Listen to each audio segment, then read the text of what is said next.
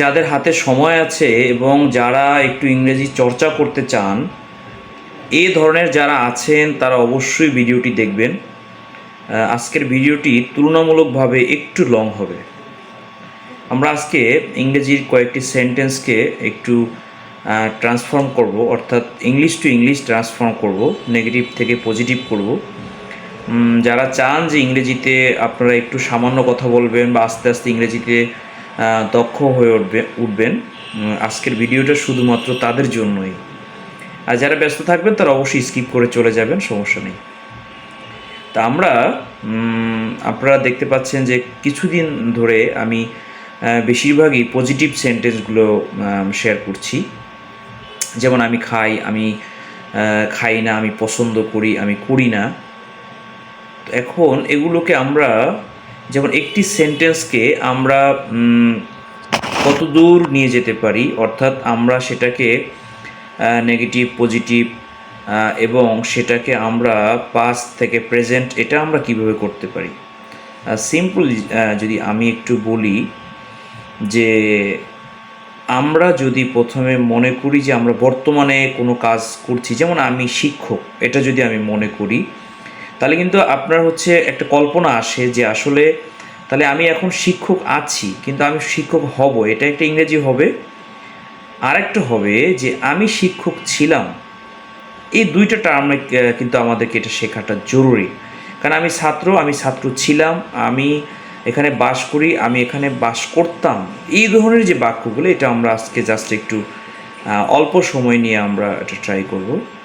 তো প্রথমে আমি শিক্ষক, বর্তমানে আমি আছি, এটা কিন্তু আই অ্যাম, অর্থাৎ এম ইজ আর। আপনারা জানেন যে বিভার ভাঙলে বিভার্বের ভিতরে এম ইজ আর, আরও আছে দু একটা, ওয়াজ ওয়ার, এগুলো কিন্তু আছে। অর্থাৎ যখন বিভার প্রেজেন্টে থাকবে, বর্তমানকালে থাকবে, তখন এম ইজ আর ব্যবহার হবে, এবং যখন এটা পাস্টে চলে যাবে, অর্থাৎ এটা অতীতকালে চলে যাবে, তখন এটা ওয়াজ ওয়ার হবে।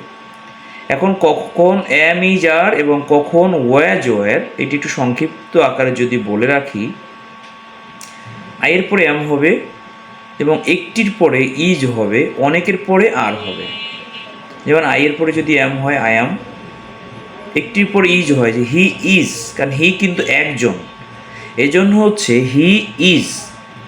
অনেকের পরে আর হয়, এটা একটা উদাহরণ হচ্ছে দে আর প্লেইং, অর্থাৎ তারা খেলছে। এই যে দে, এটা প্লুরাল, এটা কিন্তু বহুবচন।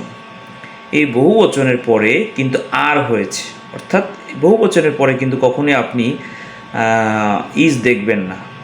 এরপরে যদি আপনি, তাহলে ওয়াজ ওয়ার আমরা কীভাবে ব্যবহার করব, তাহলে যদি একটি থাকে, অর্থাৎ আমাদের সেই সেন্টেন্সটি যেটি আমরা তৈরি করতেছি সেটার সাবজেক্ট যদি একটি থাকে, তাহলে ওয়াজ হয়, যেমন হি ওয়াজ। আর যদি আমরা, যেমন উই থাকে, উই ওয়্যার, অর্থাৎ আমরা ছিলাম, আমি ছিলাম, আমরা ছিলাম, তিনি ছিল, এই ধরনের যদি কোনো বাক্য থাকে তাহলে সেটা হবে ওয়াজ।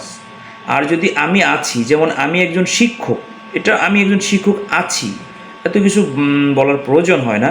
আমি একজন শিক্ষক বললেই এটা যারা বোধগম্য করার মতো আছেন বা যারা চর্চা করেন তারা বুঝতে পারেন যে এটা আমি এখনই শিক্ষক আছি। তাহলে আমি একজন শিক্ষক, I am a teacher, I am a teacher. এরপরে যদি আমি এটাকে বলি যে আমি একজন শিক্ষক ছিলাম, অথবা যদি বলি আমি শিক্ষক ছিলাম, তাহলে কিন্তু এমের জায়গায়, যেহেতু এটা পাস্ট অতীতকালের ঘটনা, আগের ঘটনা, আগে ছিলাম, তাহলে আই ওয়াজ আ টিচার।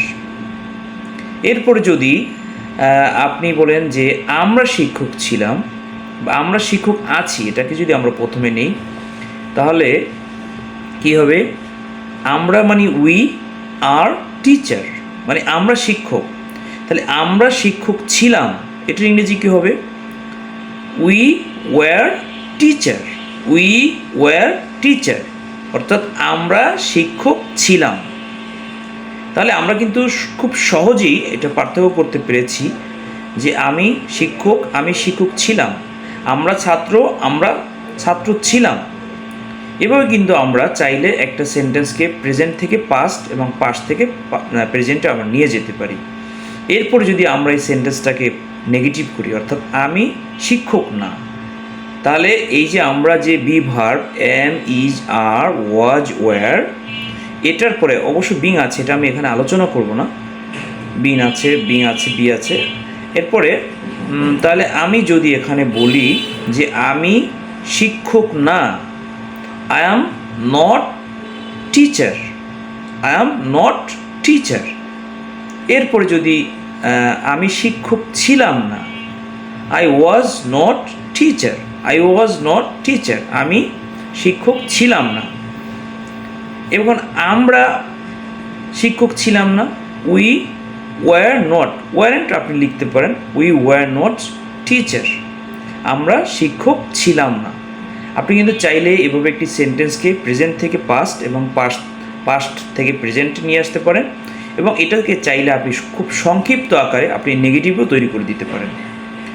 তো ধন্যবাদ সবাইকে। অন্য কোনো ভিডিওতে দেখা হবে, কথা হবে, কারণ ভিডিও বেশি লং হইলে সহজে ফেসবুক আপলোড নিতে চায় না, এটা একটা সমস্যা দেখা দেয়। এই জন্য অন্য কোনো ভিডিওতে আবারও দেখা হবে, আবারও কথা হবে। যদি ভিডিওটি ভালো লেগে থাকে, যারা এই ভিডিও দিয়ে উপকৃত হবেন, তারা অবশ্যই একটু লাইক, কমেন্ট এবং শেয়ার করে দিবেন, যাতে অন্য মানুষ দেখার সুযোগ পায়, তারাও যাতে আসলে সামান্য করে আস্তে আস্তে শিখতে পারে। Thank you so much for watching this video. আল্লাহ হাফেজ।